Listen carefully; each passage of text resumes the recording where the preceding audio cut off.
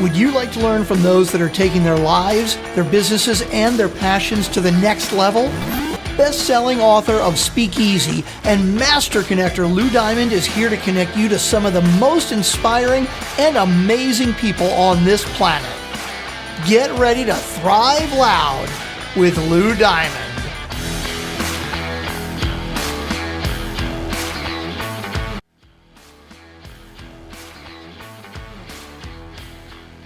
She's just a girl and she's on fire.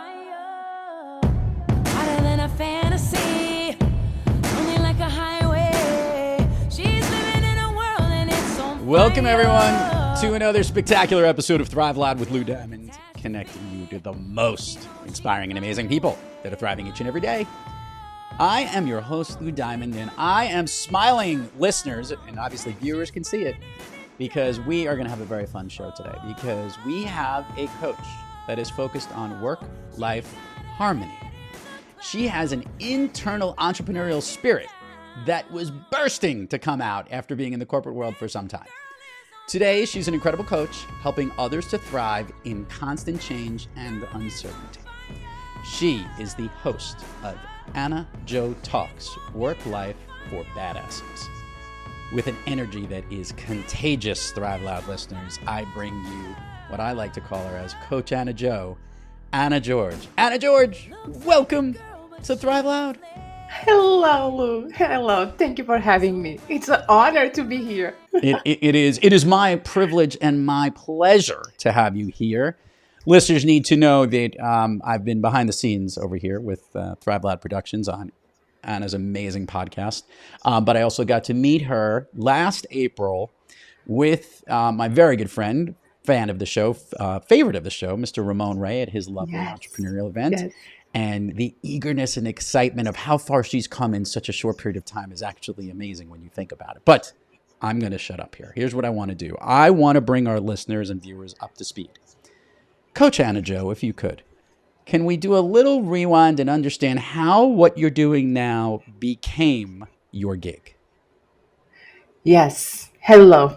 You said that we met last April. I think I met you like 2 or 3 years ago. Okay. So I know you for such a long time. You are in my radar as a spectacular host of Thrive Loud for a while. Okay.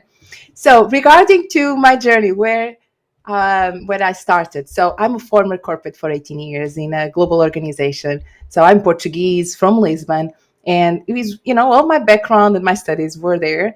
And I started my career in the global organization right there. All right. So I went through so many mergers and acquisitions, and from Lisbon, a girl wanted to be in Lisbon, not living Lisbon, not at all, after mergers and acquisitions and becoming with this uncertainty and this change, constant change of, reorgs in the corporate world. So I was faced with the opportunity. Now I say opportunity. In that time, it didn't feel an opportunity of build an international career. So I offered some jobs in different countries in Europe first. So Spain, France, UK, and then US 8 years ago. So this was myself building these amazing, in one company with different names, several different names, all right, building an international career.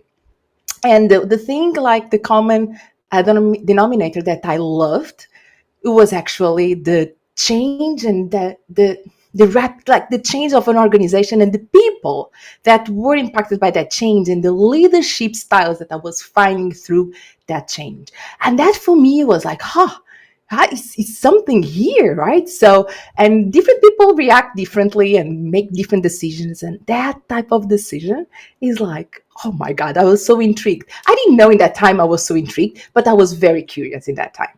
And I was exposed to so many, now I call retreats, in that time in the global organization, and through the change and, going through the offsites, that in corporate we call offsites, now entrepreneur world we call retreats, right? When we go a week or something away and you are immersed, right? So in the training and leadership is how it works. So I was exposed a lot of leadership training and concepts, and that was the key part, to be so curious and about the impact in terms of leadership and people development. And here where I feel it's the connect where I am now and building my career as a life coach in terms of change and work-life balance. Because work-life balance was the number one thing that I was hearing about in my world, right?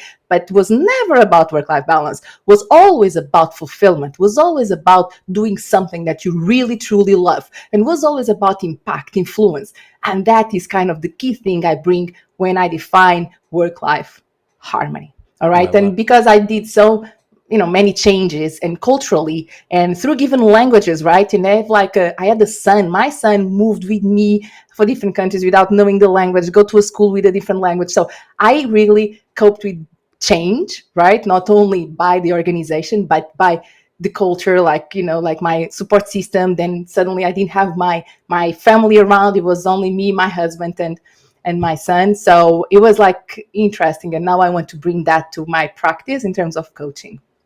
But here in US, and here is where you come along with the networking from Ramon Ray, I started to be very curious in the opportunity regarding leadership again. All right. So here is always a leadership. It's something how I want to influence in my career and be more of, right? So I want to be the leader that impacts. But then it was because of Cisco. Then, okay, let's get these. I was very curious about what's out there. I'm in New York City, right? So I live in New Jersey, being surrounded about New York City. So what's out there that I can tell more? And I just started the blog, right? And that was a big thing for me. And it was AnaJoTalks, right? The blog. And I was like, I know I have a blog. Let me go out there to share my blog because want to have a voice. And AnaJo comes because I didn't want to have my name out there as a corporate, right? So don't mix identities. But, I have a blog and I want people spread out the word. Let me go through that. So it was when I decided to go to the first entrepreneurship event, Ramon Ray, 6 years ago. Oh, wow. Right? When I got my Dell, my computer, you were there. So when I say 2 or 3 years that we met personally, but I met you 6 years ago in that event. So, and I was exposed for entrepreneurship, and I give the meaning of that moment in time because I was not expecting becoming an entrepreneur. All right. Yeah. So all my path and all the development I was doing and the curiosity, it was all about the people I was influenced, but by my job, right? So because it was a big organization, 100,000 employees around the world. So I had so much impact that in my mind was what I wanted to do. But regarding entrepreneurship, when I was listening from the people like you in that event, right? And from Seth Godin, right? Seth Godin was kind of the person, the guest, right? That Ramon brought for that event that made me go because I knew Seth Godin because of his book and because of the corporate itself, right? So in terms of marketing, but it was because of that. But everything else that event gave me, and that is why I think there is the disruptor. I talk a lot about that because that moment it turned around oh my God, there's so much to find out. There's a lot of lives, styles, and people, and it was so fun because imagine I don't even know if you asked me, but perhaps we met in that day. I met so many people. It's what do you do? I was I don't know what to say here. Nobody's corporate. Nobody works on a corporate, and I'm a blogger, and I dare to say that. And how do you monetize blogs? What does that mean? Monetize a blog? What's that mean? I didn't even know what to say. But regarding to expose myself to a certain, so uncomfortable, right, situation, but so spectacular because the newness, right? So the things that were new there, the people I met there, just like you were there. So it built my future where I am now. So, yeah. So a lot to unpack. I want to break this into its pieces. So there was a realization that you wanted to be a coach. Yeah. I want to tap into that because I think a lot of people know they're good at something, but don't know that they're good at it until someone tells them that they're good at it or something demonstrates. And that's the impetus for them to say, that's something I want to do. Yeah. I have observed this in getting to know you. You are a spectacular listener, which is what a great coach certainly needs to have, the ability to be curious and listen and ask great questions. So Was this something that was brought to your attention, or did you find another mentor or colleague that was doing something similar? You said, that's something I want to do. I want to learn. At what point did you say, I want to help other people and coach them in understanding this specific thing that I happen to be pretty good at? Yeah. I talk about as well, it was 2012 actually. I know the date because I was in Zurich in Switzerland, right? So when it was again on these offsites, let's call offsite, not retreats of leadership. And I was part of that. I was the junior leaders, right? So I was part of a group of junior leaders, and I was seeing like these senior leaders, and it was a supply chain. So imagine supply chain leaders from all around the world, from the company I was working for, sitting there, and building strategies and talking about like the trends, culture. There was a very packed agenda, but there was one part which was about development and people, leader development. And I was this guy, like it was the head of supply chain in that time, right? So, and he started to talk about his family.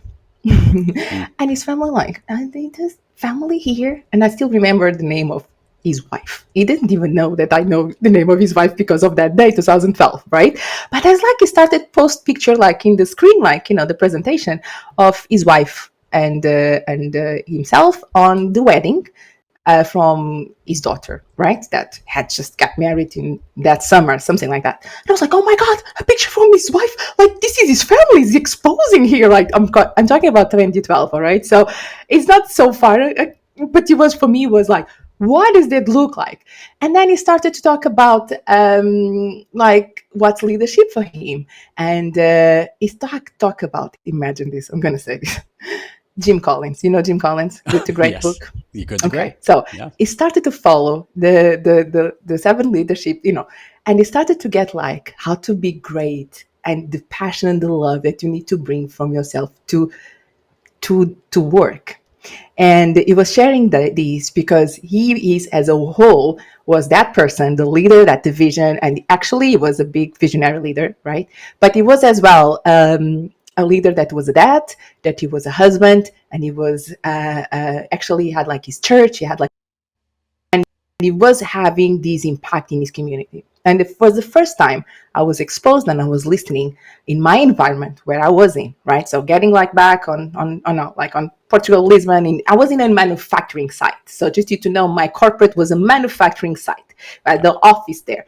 And it was always around the science and it was around engineering and you know what I mean? So getting there in headquarters and listening to that, it was a ha-ha moment. And actually mentioning about mentorship and coaching. And he said that everyone leader in that room should have a coach. And I didn't know what was that. I knew I was a mentor, but I didn't know what was a coach. I was like, what is a coach? What's the difference in mentorship and coach? And that was the first time I listened about what is a coach. Of course, I took then action there.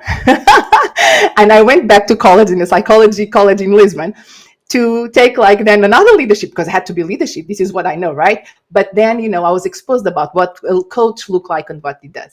But I give the meaning of that aha moment. I listen in my environment, the leader that I was like in a very high level for me. So he's retired now for a long time already, but he was a very senior leader who was exposing like his life. And for me, it was a shock. Imagine like a new leader in the organization. Oh my God, you can bring to the table for these leaders, all the world here, sit down. And now we know how his girl, like in a bride, like wedding, like what does it look like? For me, it was like a ha-ha moment. But then everybody needs a coach and a mentor. You guys need to leave the room and think about who's your next coach and his next mentor. And I was like, what is that? I had a mentor, but I didn't know what was a coach. And that was something that like I need to know more about that. And once I learned about what was a coach, I was like, how can I do this to the company? And I had that mind, but they didn't have coaches in the company. But of course, like being a mentor was something that I started to be and I started to have. And I started to do something because until then I had mentors, but it was not contracted. I don't know if you know, like, he's like, oh, he's a mentor because he's a nice person and he's kind of in the office as me and we have lunch sometime and we talk about stuff and it's good. But I started to do different in terms of the mentors I have in the organization, which was about like can you be my mentor? And if you can say, like everybody say yes, it's not true. I had some notes, which was interesting, right? But it was the thing like, I want you to be my mentor because, right? Yep. And asking an organization, a corporate world, asking for mentorship, it is a kind of a contract. Then you are kind of not responsible, but you are accountable for my growth. And my growth, it has a specific part of my career. It was always career, right? So, but something that in my career that I want to develop, and I was asking for some advice that you have in your experience to help me. And I think here was the part that bring me. I love to have a mentor, and I love to mentor. I love to be a mentor, and I think here there was a kind of a segue to Becoming a coach. Yeah. So I want to segue now to something that you made a decision, a tough one. As someone says, you did something really hard. You left the corporate world to become your own entrepreneur and start your own coaching practice. Yeah. And one of the things that many people would say, and if you were to look specifically at yourself, is that you would define that movement as being badass. Yes. Can you share with me, Coach AnnaJo, what that means to you, what a badass is, and your love and passion for highlighting, featuring, and tapping into what makes somebody a badass? I could give you like a very longer one, but I'm having Lou, I'm having a realization. For me, a badass equals high achiever. Okay. Very high simple. achiever. Yes. And I didn't know, I was like, because more and more I'm having more clients and the people I'm talking to, like I'm the leads, right? So the new leads that I talk and I'm a good fit for coaches who are badass. It's true. So, but badasses equals high achievers. The ones who don't want to stay in victim mentality. The ones who would just look after for a solution. The ones who actually do the things they believe. And if they don't know how to do it, they ask for help. The ones that they really care about others, right? And they don't mind to stand out, right? Even like the ones who don't have the fear to fail, or even if they have the fear, they face the fear. Oh my God. And have this profile, right? Even if it's a raw profile, but it's inside of there, just like not be content what's the circumstances giving you, the things that you are a change maker, that's a badass. Listeners need to know that I have gotten a chance to understand what being a badass is. And I'm going to share this part. I'm going to let you share this part with the listeners and the viewers here. And that is that you have been creating an amazing gift since you started your blog, and you've been telling your stories.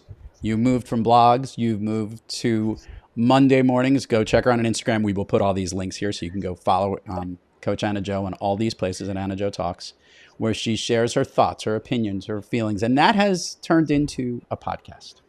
Yeah. I want to say that you create really good content.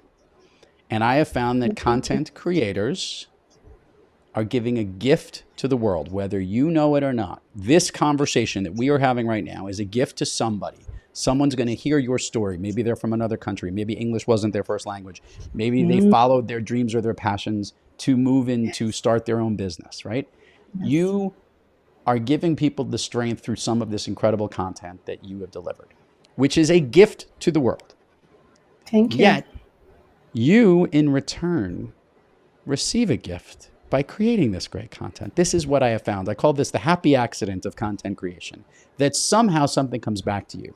Coach AnnaJo, have you at least recognized what that gift is to you in the content, in the messaging, in the programming, in the blogs and vlogs and podcasts that you've created?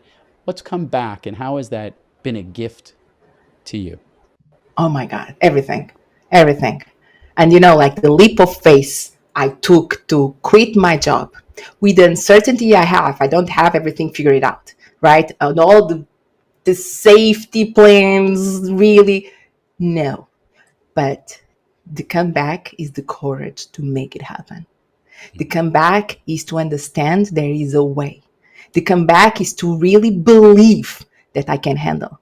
The comeback is really believe without knowing the details. I can do hard things. And that belief is coming because I'm every day thinking about delivering this content. And the people think it for them, but it's coming back every day to me. Lou, it's just like that. Love it. Yeah. Let's do the admin part of the show, and then we're going to have a fun jaunt down Fun Street here on Thrive Loud. Okay. AnnaJo, share with the listeners all the places people can find you, websites, URLs, social handles, websites, etc. We will put it on the show notes, but it gets more engagement when they hear it from you.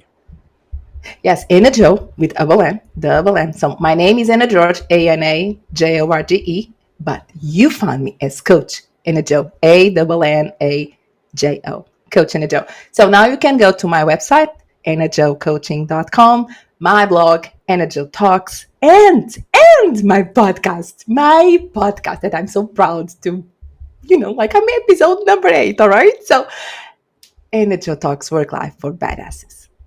Love it. And Instagram, AnaJoTalks. Even in LinkedIn, I put /AnaJo, Coach AnnaJo. So yes, you can find me in all the platforms as AnnaJo for sure. Awesome. Coach AnnaJo, are you ready to go down Fun Street with me? Yeah. Okay, she's been dying. Literally to know this energy that you're seeing here on the screen, this smile. By the way, those are fresh flowers behind you. I'm going to put this on the full screen. Yes. At Coach AnnaJo will have fresh flowers all the time. You could see it in roses or whatever it might be. It's always so nice. It feels like this fresh, warm feeling every single time, which is absolutely amazing. So it's really cool to have her here. But here's how we roll. I'm going to start off by asking you a question. I want to see where you go with this. Okay, Coach AnnaJo, do you have a favorite movie that you love to watch or rewatch? Yes, I'm going to say because I love to, So Inside Out from Pixar. Oh, I love that movie. Me too. Did you see the second one? The second one was equally as good. The first one was genius. Genius, yes. The second one, I mean, with anxiety and all that. I mean, It's adorable. And watching that with my 6-year-old is like so amazing. I mean, she was not ready when she was 3, by the way. I tried to. Now she's good to watch it, and we watched also together, the two. Yes, it's my favorite. Yes. We're going to do what we call the speakeasy pub crawl. Now, this isn't, we usually, I know Portuguese like a nice glass of wine or something more mellow, but we like to stop at all the fun places that mean a lot to Coach AnnaJo. And we like that too. All right. I know. So we are going to, at each one of the places we stop as a question, I'm going to ask you that has something to do with you, and these are like a few of your favorite things. So here we go. It's like a rapid fire. I want you to first answer what comes to your mind. Okay. Of late, a song that you love to listen to or one that pumps you up?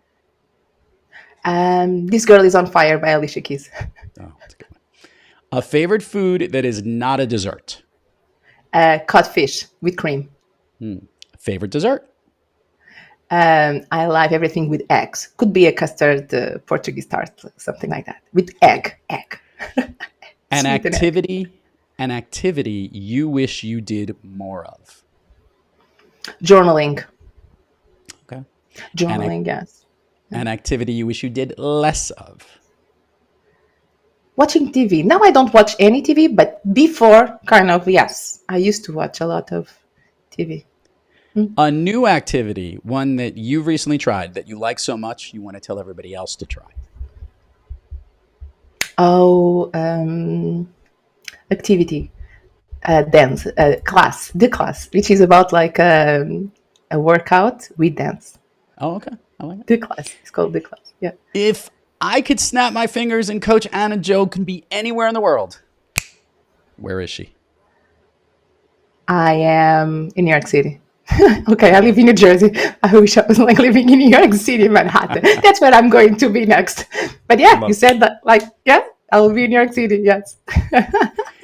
Coach AnnaJo, AnaJoTalks, Work Life for Badasses. Everybody can check out all the links here. She's got great guests, great content, good stuff to listen to. It is a pleasure to have you back on. It's a pleasure to have you here on Thrive Loud and to feature you, but even more importantly, that I get to connect with you often, which is always a pleasure. This energy she has, listeners and viewers, is real. This is all the time, which is just contagious. So, as I said, thank you so much for coming on the show, and thank you for what you're doing. Thank you so much, Lou. Thank you. Thank you for having me. course. To all the listeners out there, thank you for joining us. Until next time, keep moving onward and upward. And remember, be brief, be bright, be gone. This girl is on fire. This girl is on fire. She's walking on fire. This girl is on fire. You've been listening to Thrive Loud with your host, Lou Diamond. Check us out on the web at thriveloud.com and follow us on Instagram, LinkedIn, Twitter, and Facebook at Thrive Loud. And check us out on the Good Pods app at Thrive Loud, where you can follow, listen, and connect directly to Lou and all of the Thrive Loud episodes. Thanks for listening.